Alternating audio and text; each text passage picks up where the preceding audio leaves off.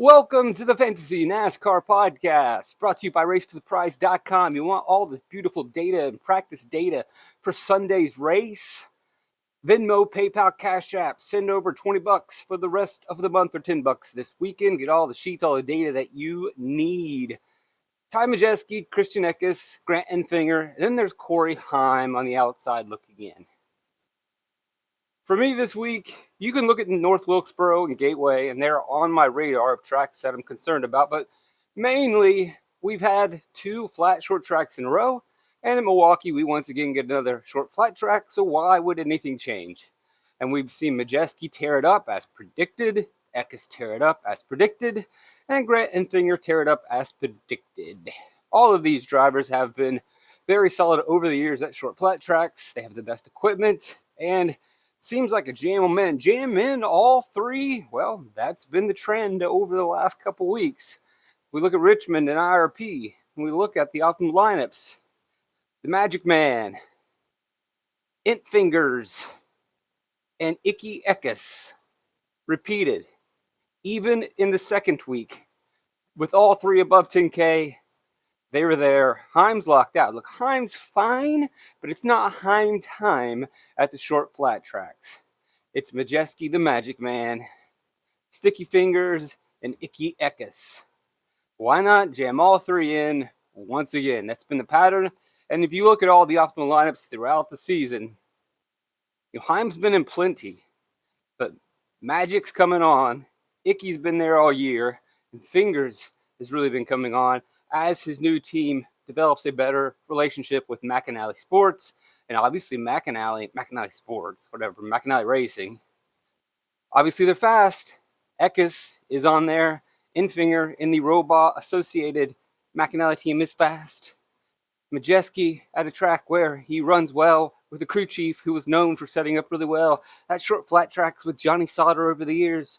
Of course, he's going to be dynamite, and this is a bit of a home race for him, so jam, jam, jam.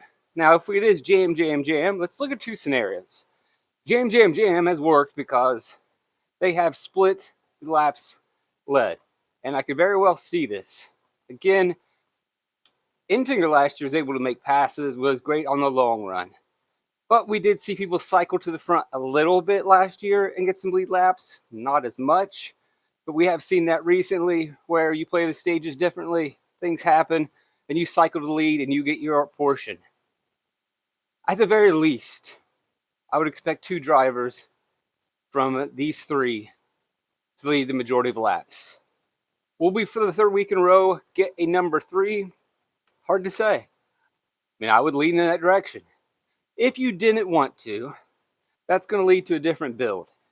But if all three do it again, 43 hog points is much better than taking anyone in the 9Ks and 8Ks getting 20 place differential or 25 place differential. And that's a bit extreme to get 20 to 25 place differential from anyone in the truck series. And even if you were to get 20 or 25, he's giving you 43, giving you 25, 38, 31, 27, 32. And that leads you down the direction of, even if you get a place differential play down here, they can't score as much as the three hogs or three dominators. In this case, you'd say, because they're all been so good so lately, I'd have no problem saying all three dominated the race, although that shouldn't really happen. You get one dominator, but you get three dominant trucks with three dominant drivers. And they score more hog points, fast laps, laps led, than these guys can get in the place differential department. So one build is you take these three, and then you're pretty much skipping past everyone, 9s, 8s, 7s. You're getting into the low 7s and low 6s to build the rest of your lineup. Just the way it is. But again, that's what it has been. Dean, Finhouse, Curry, you get a Tricon truck, you get a Thor truck, you get a Nice truck. Not bad. Parsons lucks out a little bit, gets a finish that's about 10 spots better than his running position. But top of the backpack, benefits from late race situations. Connor Hall, Thor, and then Lawless Allen gets a fluky finish, finally comes through, finishes 10 spots better than where he runs. It happens. Finally, it happened for Lawless Allen after disappointing all season long. Anyway, so one build is take 3, and then you're going about, down here, which we'll talk about, and filling out the rest. And there's some quality drivers down there. The next option is I don't think we're going to get the three-peat of the 3. A repeat, three-peat. What if we just get 2? Then you can consider spending up for a place differential driver who is going to get you 15 to 20 place differential and maximize finishing position. And that's fine by me. And if you go in that direction, it's going to give you a little bit more on the back end as opposed to being 3, 7K or below. If you take one of these place differential plays around here, then you can maybe spend up a little more, high 7s, low 8s, and get another decent bit of place differential, another decent amount of finishing position points. So build 1 obviously is going to be Majeski, Eckes, Enfinger. If you want to be a little different, you can go with Heim. If for whatever reason at Milwaukee, Heim is showing an exciting amount of speed, it's on the pole, and even if he is on the pole, if he is surrounded by Sticky Fingers, Icky Eckes, or the Magic Man, which I expect all 3 to be there, I'm still not that high on Heim because I believe his time won't last very long and he'll get run down and passed. Unless, of course, his truck just looks phenomenal in practice. We shall see Saturday afternoon. As far as the rest go, from Sammy Smith, Sanchez, Gray, Rhodes, Ankrum, Carruth, it's just going to be who maximizes place differential. I want to see what they look like in practice. These trucks, some are a little bit better than others, but not that much better than the others. Some of these drivers have a little bit more talent than the others, not that much more talent. If we were to point out the drivers that are running pretty well over these last couple races, which is what we should do, so we will just simply do driver rating. We'll keep it simple, unless you want Dietrich data, which is about the same. But we'll go to driver rating rank. I think the numbers are easier. If you want to get more into the data, Venmo, PayPal, Cash App, $10 for this weekend. Daytona, then even Milwaukee on Sunday. You have that Daytona Saturday night race, and you're like, ah, man, racing's over. Oh, no, I've got Milwaukee on Sunday. Okay, the weekend is not over. You even got an F1 race in the morning. Plenty of racing this weekend. Wrestling, AEW at noon, or I think 1 p.m. You in? I'm in.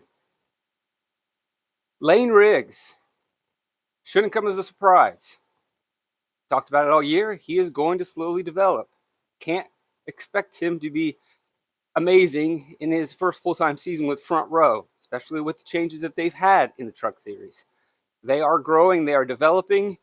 5th highest driver rating at IRP, 4th at Richmond. Not a surprise from one of the young late model short track kids that have come up and started to make a name for themselves. We've seen plenty of drivers do this. The late model kids run this show. Mainly your Southeastern, but even some of the late model kids in the Midwest, like the Magic Man.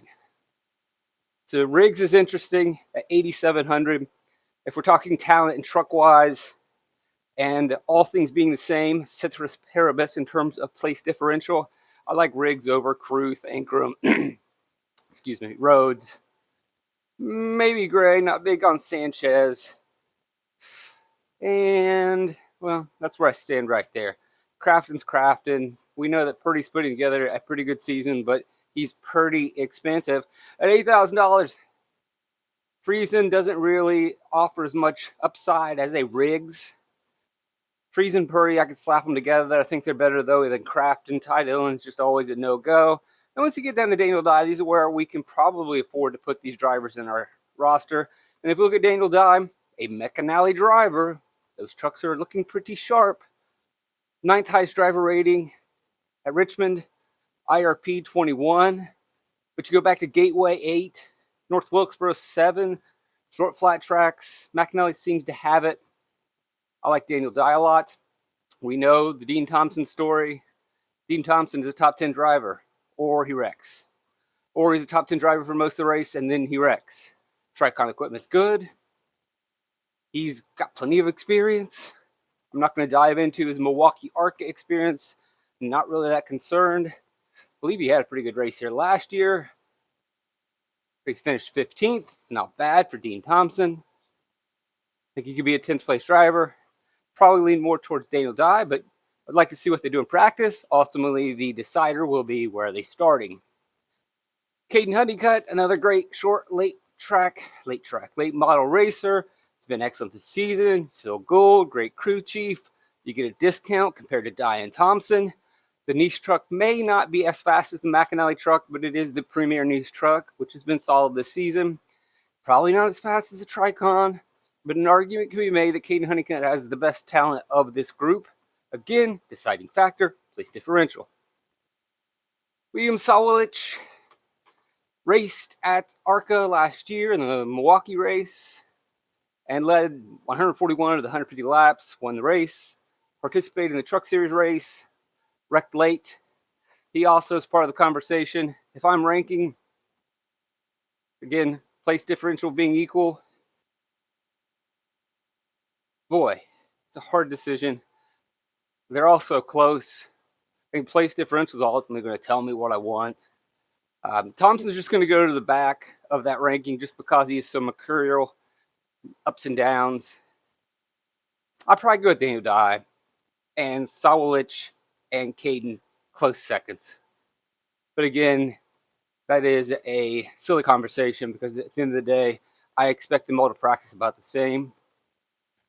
If there is a real difference in practice, then I might lean that way, but place differential is going to be your game. You can get a cheaper piece of Jake Garcia, who's been mainly disappointing this season. Does have a good North Wilkesboro race, but he has just not been that great for Thor transferring away from McAnally. Okay, kid, decent racer, but just a step behind or two the group we just talked about. Not really interested in Marco Andretti and the equipment that he is in. Not the worst equipment. He would need to be starting very, very deep in the field. Connor Jones is going to give you a bit of a discount. Connor Jones was optimal, I believe, at IRP or at Richmond, finishing 10th. No, that's Connor Hall. Connor Hall is the better Connor. So you got to get your Connors right. Could be a big mistake. Connor Jones has been there all season. Decent amount of late model experience. Connor Hall is the kid who's leading the Cars Tour at the moment. Would like to get Connor Hall, but you're going to get Connor Jones stepping in. And he hasn't been quite great. Hasn't been quite as good as his other guy. Now, Jake Garcia is running full time, but a lot of times I associate them the same as like kind of the fringe Thor racers. Jones occasionally gets in and may not have as good as equipment as Jones. Probably better off spinning up for Garcia. Mills has not run well lately. Had a moment where he was like, oh, he's coming back to life. His bad days are behind him, and he's falling back apart. Bailey Curry's just had a rough season. I was expecting with his latest crew chief change, with Wally Rogers taking over, they would run a lot better. They're not running terrible. He was optimal at IRP. At 6,200, I definitely wouldn't rule out a Nice truck. You got to play somebody in the sixes. If I can get up to Garcia, probably a little bit happier. But then at the end of the day, the Garcia-Curry difference is just going to be money and place differential. Jack Wood is worth considering. Hasn't been too terrible this season. We look at IRP, 19th rated driver. So he's in the mix. Could benefit. And he did benefit. Turned that 19th into a 15th. Nashville, not really a track that I'm crazy about comparing, but just when we have a driver that's not getting as many reps, I'll look at it.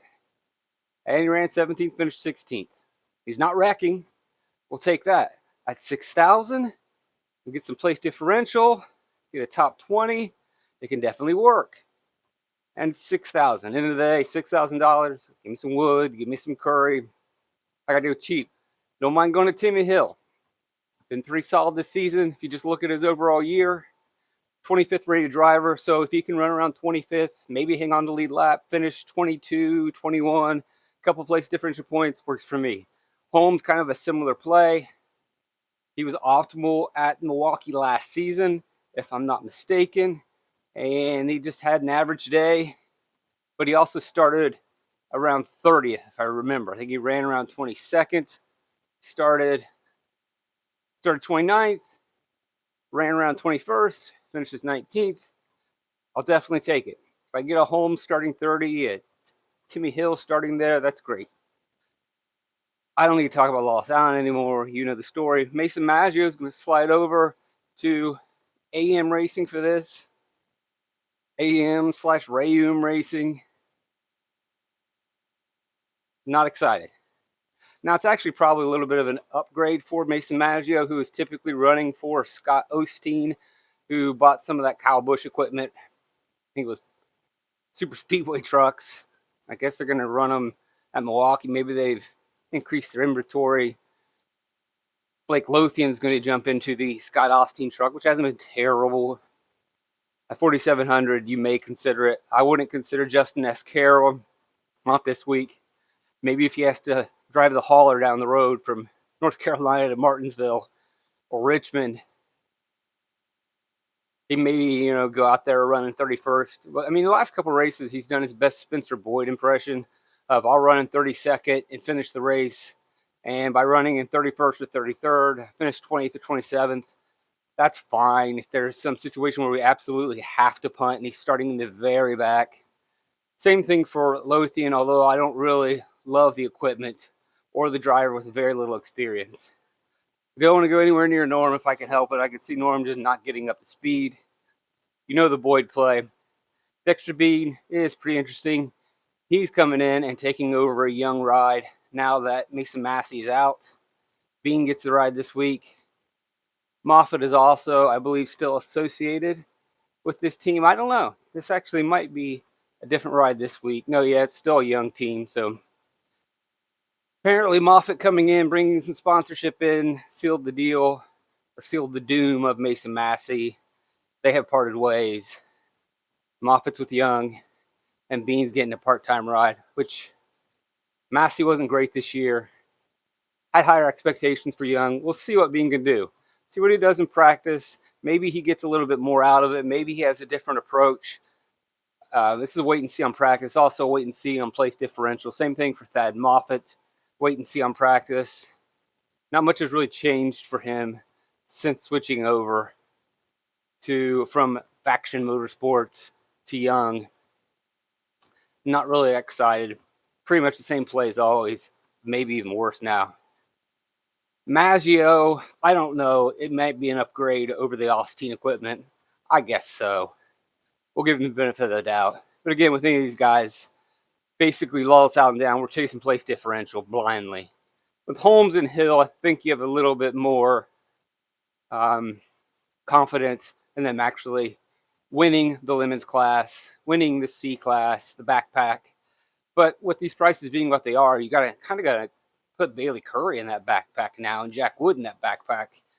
And earlier this year, Curry was kind of, I would say, in the front pack. Top 20 is where we expected him to be. Now with the pricing being what it is and the season being what it is, he's in the Lemons class.